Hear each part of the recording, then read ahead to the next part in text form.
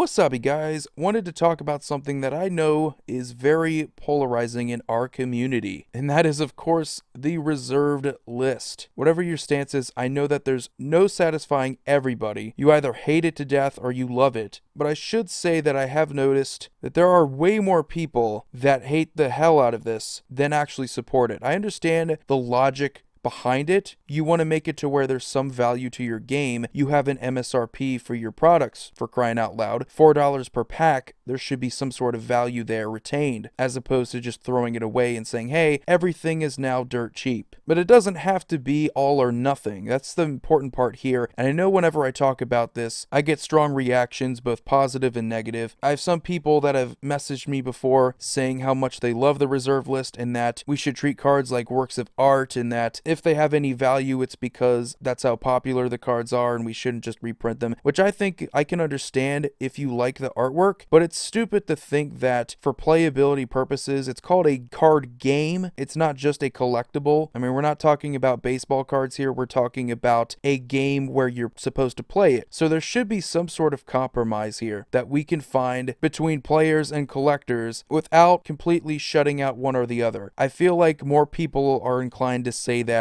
I hate the collecting market. I hate the finance, MTG finance, people that want to make a ton of money off of this. They're ruining the game. I don't think it's necessarily them. I think it's certain people within the finance community. Obviously, if you have a buyout of a card like Narwhals and that card happens to go up in price just because of its rarity and not because it's a good card at all, then you know you have a problem. If there's a card from Homelands that is going up in price other than the fact that it's a good card, you know there's a problem. And some solutions have been to just ignore it and just move on and eventually phase out Legacy, which is the main argument for getting rid of the reserve list in the first place. Most people who play Commander, by the way, aren't too concerned with having expensive cards from Alpha, Beta, even if it is just dual lands from Revised, they're still going to be worth a bunch of money. Most Commander players don't care enough to get all of them. They would just settle for shock lands and fetch lands, which are still pretty expensive, but they're not reserve list and they've been reprinted a bunch. So the solution of just letting it go, just letting Legacy fade away beyond our horizon, I think is kind of a bad idea, because then we have the issues with Master sets. We have Masters 25, however disingenuous that is to call it Masters 25 or Iconic Masters when you can't even reprint a lot of the iconic cards or a lot of the cards that would represent 25 years of Magic the best, which is obviously Black Lotus, the Moxen, Time Twister, Ancestral Recall. I believe those are the Power 9. I might be missing one, but it's just insane how we have come to this point after just years of what I can only assume is procrastinating. I think that there should have been a solution for this a little while ago, and it would be to eventually, slowly but gradually, just phase out the reserve list by reprinting a little bit at a time. It would still make the MSRP for certain sets go up, because there's no way that you're going to include a Power 9 into a Master set and not completely just explode the value of that set. Local game stores are going to sell out of pre-orders. That's going to happen. Remember when Eternal Masters went for pre-order and people lost their minds because it went up to like $300, $400. Some people were even pre-ordering it for $500 when it was really only MSRP of $200. That goes to show that even without Power 9, you can still make a set ridiculously expensive within the first week and even before that. So if you were to comprehend the actual price of something, if you were to include one of the Moxen or one of, I don't know, Black Lotus, Ancestral Recall, this set would go up incredibly. No one would be able to get it. And I think the problem is we've waited too long for any sort of solution, anything that would be healthy for the game. So when you have a master set that is intended to represent eternal playability all the way back from Alpha, you have the cool little watermark just to represent which sets are which. I think that's neat, but it doesn't really amount to anything if we can't play with these old school cards because they're reserve list. And it's not even older cards that are Power 9. It's cards from Urza's block, something like Grim Monolith, something that isn't super expensive, but it's still pretty expensive, and it's never getting a reprint. So if you consider the fact that it's not even just original cards from Alpha, but it's a lot of cards before Mercadian Masks, you have a lot of things, a lot of cool stuff from Legends, Arabian Nights, The Dark. A lot of that stuff isn't getting reprinted, and it's a shame to think that a lot of people aren't going to be able to play with these cards just because they can't afford them, or the rarity of the card, it's just so hard to obtain without going onto some retailer online,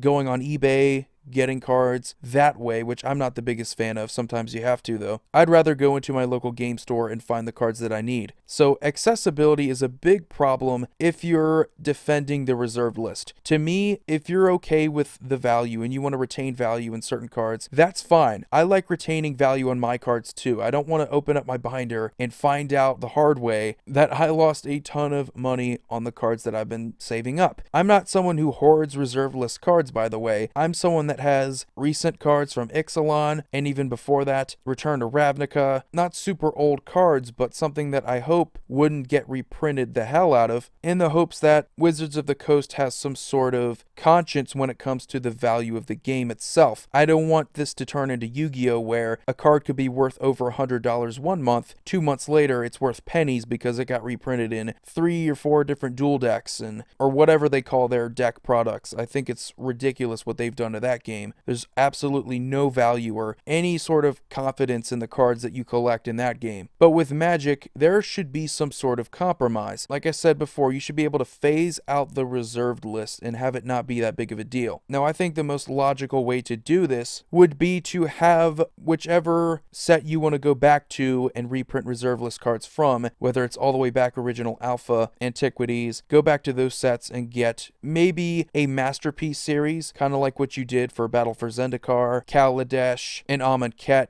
Be able to go and put maybe 1 or 2 really powerful cards that haven't been reprinted before because they're reserve list, give them that crazy foil treatment that the Masterpieces are known for, and put those in a set. So you still have the cool lottery cards that are going to make booster boxes worth more, even if the cards in the actual set aren't that great. You still have the potential, even if it isn't that great, of getting a really expensive gem in Magic's history. While I'm not the biggest fan of lottery cards because it takes away effort from the actual set itself, that set's not going to be sold on its own merits, but rather the chase cards that are lottery cards now. So I think there is a consequence when it comes to that, but that shouldn't deter them from ever getting rid of or at least phasing out the reserve list, which is what they're going to have to do if they want Legacy to stay around, because there's no way that people are going to spend so much money to get into Legacy anymore. There's more people leaving Legacy than there are joining it. Even if you have people going on MTG Online, it's not worth it. People don't want to spend that much money or time on a format that is dying. Everybody knows it. It's been dying for a long time. Cards are just way too expensive. Some people just said, let's just start with Modern and then forward. Forget about Legacy. Vintage is a pipe dream. Don't even worry about that. And then we'll go from there, which there is some people that are okay with that, just letting go of Legacy. But if you want to sell master sets, if you don't want to seem disingenuous when you make one of these sets, you should invest in recovering whatever popularity there once was with Legacy. Even if it isn't all of it, you should at least try to get some of it back. I understand there should be an expectation format to format. There's a price entrance that you should expect. Legacy for a while has been around $5,000 to enter, something around that mark. Vintage is in 10,000s, maybe 20,000s, and Modern has been close to 1,000. Now, yeah, of course, you want Legacy to be a little bit more expensive than Modern. It would make the most sense. If cards are going to hold value based off of how old they are, how rare they are, you would expect that anyway. But all while contributing towards Modern Masters, sets that are already intended on keeping the value of cards like Tarmogoyf lower. You could also do the same thing with Legacy, with the dual lands, and with your obvious staples like Force of Will, which you've reprinted before. Keep those cards lower, make the format somewhat accessible. Even Eternal Masters was somewhat disingenuous as being a sort of entrance to Legacy or Eternal formats in general, because it really wasn't that at all. You had some cards which Force of Will is the glue between Legacy and Vintage, but it's not going to incentivize people to play Legacy when they have to spend thousands of dollars more to get lands. I mean, it's ridiculous. If you ask anybody what the biggest deterrent is for Legacy, aside from just the price alone, it's the fact that you're spending that money on lands, not even the cards for your deck. What makes your deck unique and playable to you isn't even the most expensive part of the deck. And it reminds me of times when I talk to people who played way before I did, and who were talking about the rarity of basic lands and how hard those were to find way back in the day, you had people who were writing on a bayou the word swamp because basic swamps were actually harder to find than bayous, and more people played with those anyway. And you needed way more swamps than you did bayous. So really funny hearing those stories, and people cringe whenever they think about what they did to their older valuable cards. There's people who said they just remember leaving their Black Lotuses on the floor. It just makes me cringe thinking about it. But that should be something that we can look forward to in this present time. We shouldn't have to view these cards as the Mona Lisas. While they should be uncommon to a degree where not everywhere is going to have them, if you go to your local game store and you try to find one of the Power 9, it should be difficult to find them. That makes the most sense to me. But the cards shouldn't be worth thousands of dollars. I will admit that while the reserve list is a good idea when it comes to protecting the value of the game, it failed when it came to the fact that no one, except for a very, very small percentage of the community, is gonna want to spend thousands of dollars at a time just to build a deck. That's ridiculous. But anyway, guys, that's gonna about do it for this video. Hope you enjoyed it. I know I'm not gonna please everybody, and I really don't care at this point, but I think everybody at least has come to the conclusion that they need to do something about the reserve list. If not completely abolishing it, at least phase it out gradually over time. That would make the most sense to me. As always, you guys have a wonderful day. Void here signing off. See you all next video.